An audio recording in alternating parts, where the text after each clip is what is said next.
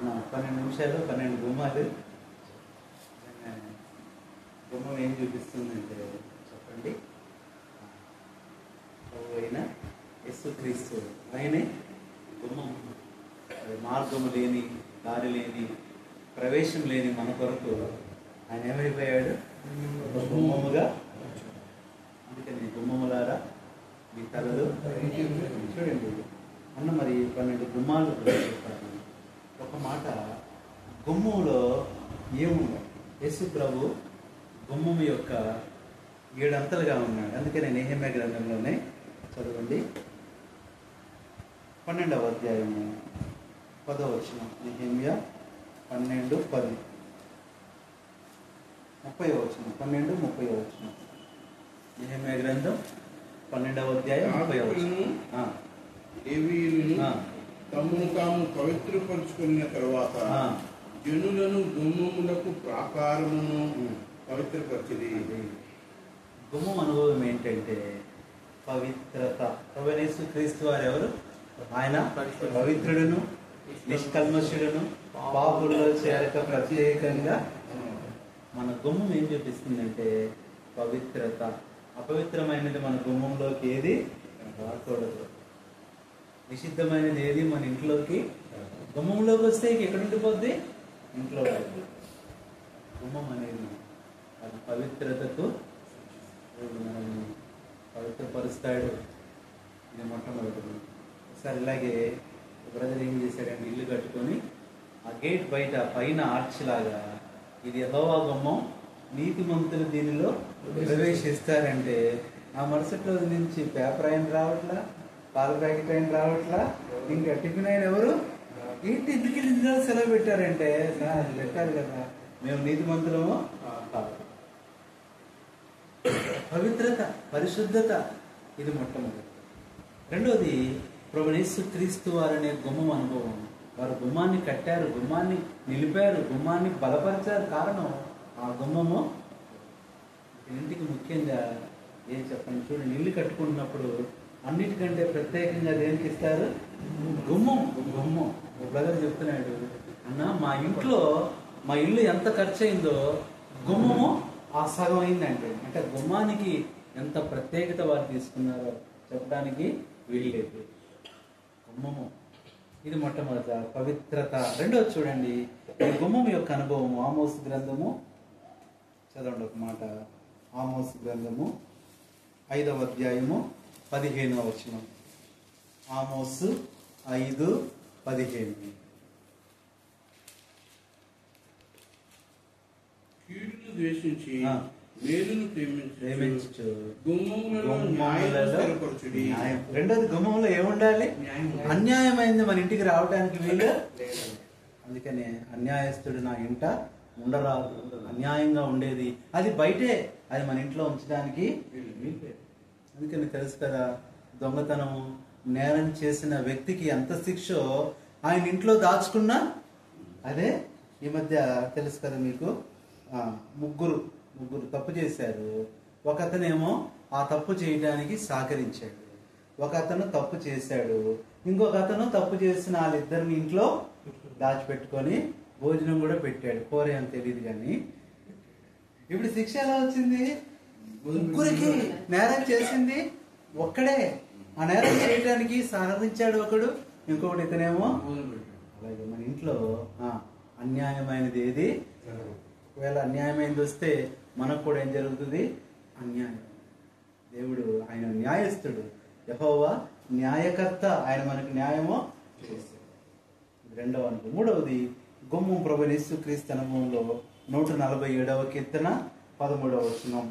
147వ కీర్తన 13వ వచనం. ఆయన నీ గుమ్మముల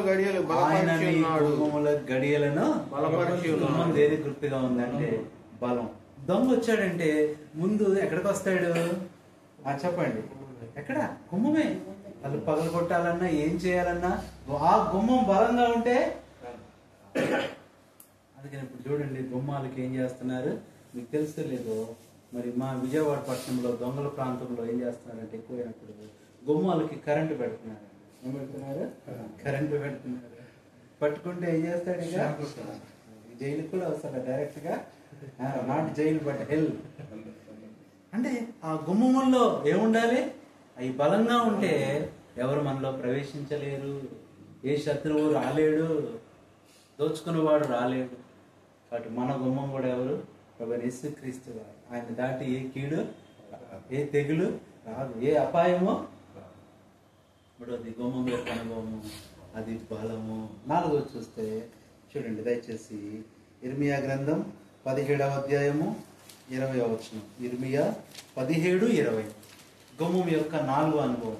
అన్న 12 గుమ్మాలు చెప్పాడు, నేను గుమ్మముల యొక్క 7 అనుభవాలు. యూదా రాజులారా, యూదా వారులారా, యెరూషలేము నివాసులారా, ఈ గుమ్మంలో ప్రవేశించి సమస్తమైన వారులారా, యెహోవా మాట వినుడి. యెహోవా మాట. గుమ్మము 4వది దేవుని వాక్యము. ఎవరి మాట వినాలి? అందుకని ప్రభు ఏమన్నాడు? నువ్వు గుమ్మంలో నుంచి బయటకు వెళ్ళినప్పుడు దీవించబడతావు, లోపలికి వచ్చినప్పుడు ఎప్పుడు ఆయన మాట శ్రద్ధగా వినాలి. లోపల ఉన్నప్పుడు ఆయన మాట విని బయటికి వెళ్ళాలి, బయటికి నుంచి లోపలికి వచ్చేటప్పుడు ఆయన మాట విని. అందుకని గుమ్మముల్లో ఆ దినాల్లో ఏం చేసేవాళ్ళంట? దేవుని వాక్యాన్ని అట్ట కడప మీద, ఆ గుమ్మం మీద. అంతేకాదు ఇశ్రాయేలు కూడా ఏం చేశారు? గొర్రెపిల్ల రక్తాన్ని, ఆ రక్తము దేవుని వాక్యము.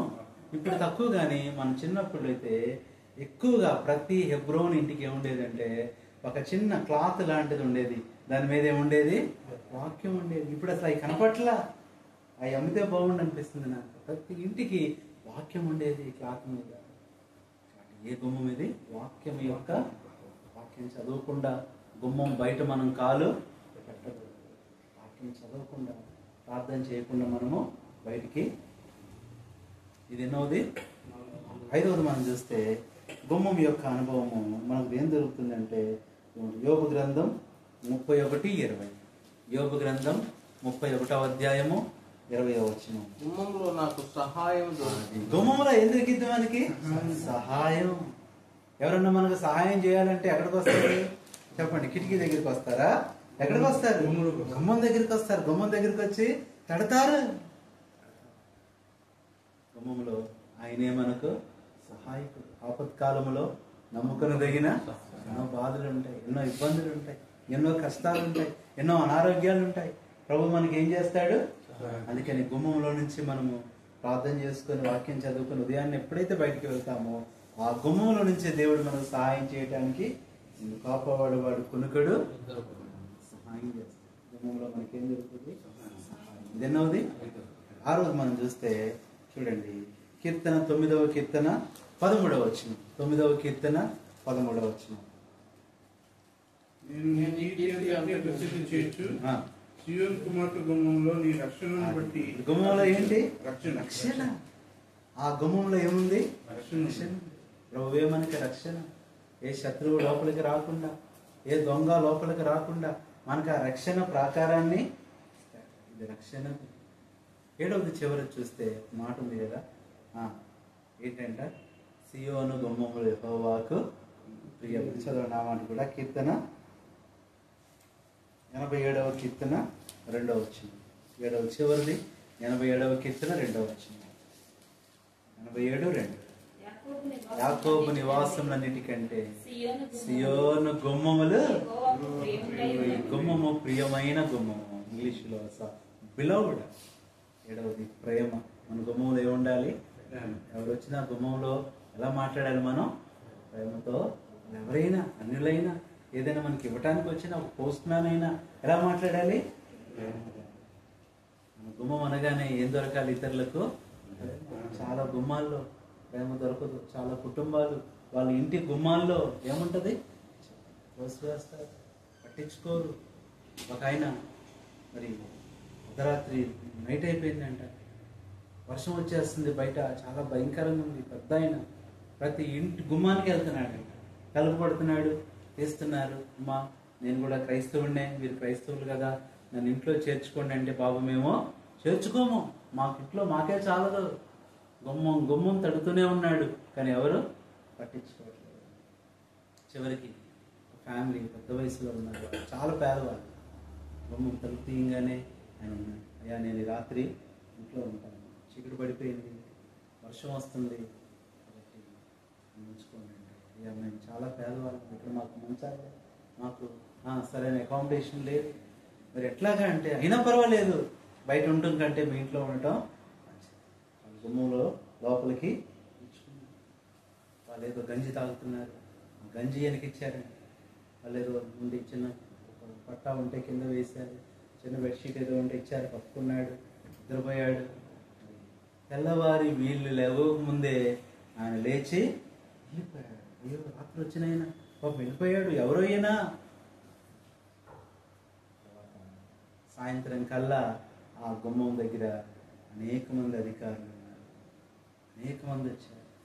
అమ్మా మీరు, మీకు సరైన ఇల్లు లేదు, ఇక్కడ మీకు ఒక ఇల్లు కట్టించబోతున్నాం, మీకు అన్ని సౌకర్యాలు ఇవ్వబోతున్నాం, అప్పటి వరకు మీరు వచ్చి రండి, ముఖ్యమైన గెస్ట్ హౌస్లో మీరు ఉండాలి.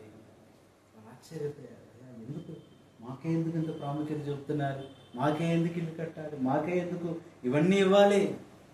వాళ్ళకి మంచి ఇల్లు ఇచ్చారు, అంతేకాదు అందులో మంచి ఫర్నిచరు, మంచాలు అన్నీ.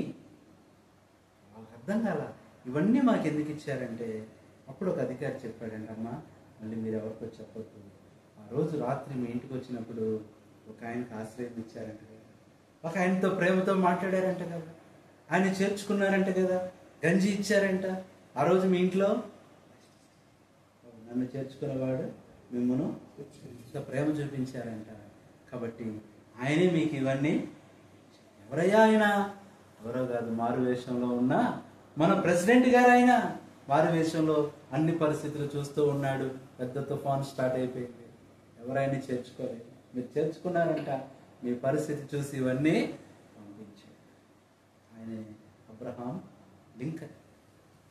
మన గుమ్మంలో ఏముండాలి? ప్రేమతో మాట్లాడాలి, వాళ్ళు వస్తే ప్రేమతో వారికి సహాయం చేయాలి, ప్రేమతో పలకరించాలి. కుటుంబం ప్రేమ, వారు కొత్తగా ప్రభువుని నమ్ముకున్నారు, దేవుని కొరకు ఏదన్నా వాళ్ళు చేయాలి, కానీ అంతా ధనవంతులు కాదు, చదువుకోలేదు. మరి ఎట్లా మేము దేవుని కొరకు ఏం చేయాలని ఏం చేశారంటే ఆ గుమ్మం మీద ఒక మాట రాస్తారు, ఏంటంటే ఇక్కడ ఉచితంగా ప్రార్థనలు చేయబడును అని రాశారండి. మన వాళ్ళు ఎక్కువగా ఏది చూస్తారు, ఏది ఆకర్షిస్తుంది మన కళ్ళు? ఉచితం అనేది చాలా ఫ్రీ అనే మాట మనకి ఎంతో. అందరూ ఉచితంగా ఉన్నారు, ఏం చేస్తారా ఏంటని చెప్పని వస్తున్నారు, ప్రార్థన చేయించుకుంటున్నారు, వాళ్ళందరూ బాగవుతున్నారు, వారందరూ రక్షింపబడుతున్నారు. చివరికి ఆ గుమ్మం ఏమైందంటే పెద్ద మందిరం అయింది. ప్రభు కొరకు అనేక మందిని వారు సంపాదించుకున్నారు. దేవుని ప్రేమ మన ఇతరులకు చూపినప్పుడు దేవుడికి వారు కూడా హృదయాన్ని. కాబట్టి ఏడంతల గుమ్మం అనే అనుభవం ఏముండాలి? పవిత్రత, రెండవది న్యాయము, మూడవది బలము, దేవుడే బలపరుస్తాడు, నాలుగవది రక్షణ, ఐదవది మర్చిపోయాను, లాస్ట్కి వచ్చేసా సహాయం, ఇంకా ఇంకా ఇంకోటి ఏం చేశాను? 7 కదా. మొట్టమొదట పవిత్రత, రెండవది ఏముండాలి?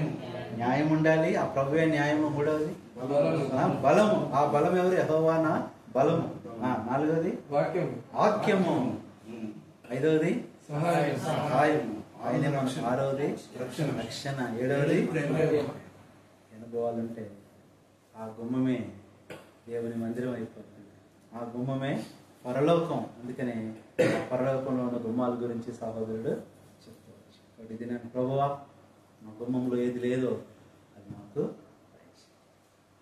ప్రార్థన చేసి నిరీక్షణతో చూస్తే తెల్లవారేసరికి మనకు అవసరమైంది మన గుమ్మంలోనే దేవుడు ఇస్తాడు. దేవుడు మనకి సహాయం చేసి ఇంటిని దీవించుగాక. ప్రార్థన, చివరి ప్రార్థన ఆశీర్వాదం అన్న వచ్చి చేస్తారు.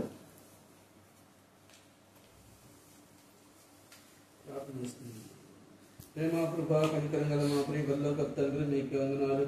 మీ ప్రియకుమారుడు, మా రక్షకుడు, అది ఎంతమైన వాడు, మా విమోచకుడైన యేసుక్రీస్తు ప్రభువు శ్రేష్టమైన 2024 సంవత్సరం సెప్టెంబర్ మాసం 25వ రోజు రాత్రి కాల సమయంలో తండ్రి ప్రభా, మీ దాసుడు సోదరుడు మతాన్ని గారిని బట్టి ప్రార్థిస్తున్న తండ్రి ప్రభా, తండ్రి ముఖ్యంగా నీ దాసురాలు తండ్రి కాచి కాపాడి భద్రపరిచి బలపరిచి మీరు ఇచ్చిన తండ్రి స్వస్థతను బట్టి సమస్తాన్ని బట్టి మిమ్మల్ని స్తుతిస్తున్నాను. బిడ్డలు ఎదురు చేసినటువంటి తోడుగా నిడుగుని ఇప్పటి వరకు భద్రపరిచారు అయ్యా. నీ సన్నిధిలో తండ్రి విధంగా నీ దాసులు చేర్చుకుని తండ్రి ప్రభా తండ్రి నీ సన్నిధిలో తండ్రి నేను మేపరిచి గణపరచడానికి ఇచ్చిన ధన్యతను బట్టి మీకే ఉన్నారు. ముఖ్యంగా తండ్రి ప్రభా 12 గుమ్మముల అనుభవాన్ని మా మందిరం తీసుకొచ్చారు. అలాగే తండ్రి ప్రభా గుమ్మములు 7 గుమ్మములు ఏముండాలో మాకు నడిపించారు ప్రభా. అవును ప్రభా, ఈ బిడ్డలకు గృహంలో కూడా తండ్రి అటువంటి గుమ్మములు కలిగి ఉండడానికి సహాయం చేయమని అడుగుతున్నాం తండ్రి. సహాయం చేయండి. ముఖ్యంగా బిడ్డలు ఇద్దరిని దీవించండి. చేతుల్లో తొలిలో జ్ఞానం దాచేయండి. ప్రతి విషయంలో నేను మయపరిచే భాగ్యం దాచేయమని అడుగుతాను చేయండి. ముఖ్యంగా రాజాలను బట్టి శిస్తుని బట్టి క్రైస్తవుని బట్టి ప్రార్థిస్తున్నాం తండ్రి ప్రభా తండ్రి. ఆ బిడ్డలకి ఇచ్చిన సహవాసాన్ని బట్టి మీకు వందనాలు చెల్లించుకున్నాను. ప్రేమతో తండ్రి ప్రభా తండ్రి ప్రభా ఈ గృహాన్ని దర్శించడానికి తండ్రి ప్రభా శ్రీదాసు బెనర్జీ కుమార్ గారిని క్షేమంగా తీసుకొచ్చి తండ్రి ప్రభా ఉదయం నుంచి ఎన్నో గృహాలు దర్శించి తండ్రి ప్రభా రాత్రి సమయంలో తండ్రి బలహీనమైన శరీరాలను కూడా తండ్రి క్షేమంగా మమ్మల్ని తీసుకొచ్చారు. దీవించండి, ఆశీర్వదించండి. సుధాకరాన్ని దీవించండి, ఆశీర్వదించండి. సాయం జోసఫ్ చక్రవర్తిని దీవించండి, ఆశీర్వదించమని అడుగుతున్నాం తండ్రి. సాయం చేయండి. ముఖ్యంగా తండ్రి ప్రభా తమ్ముడు నాగబాబును కూడా తండ్రి ప్రభా తీసుకొచ్చారు ప్రభా.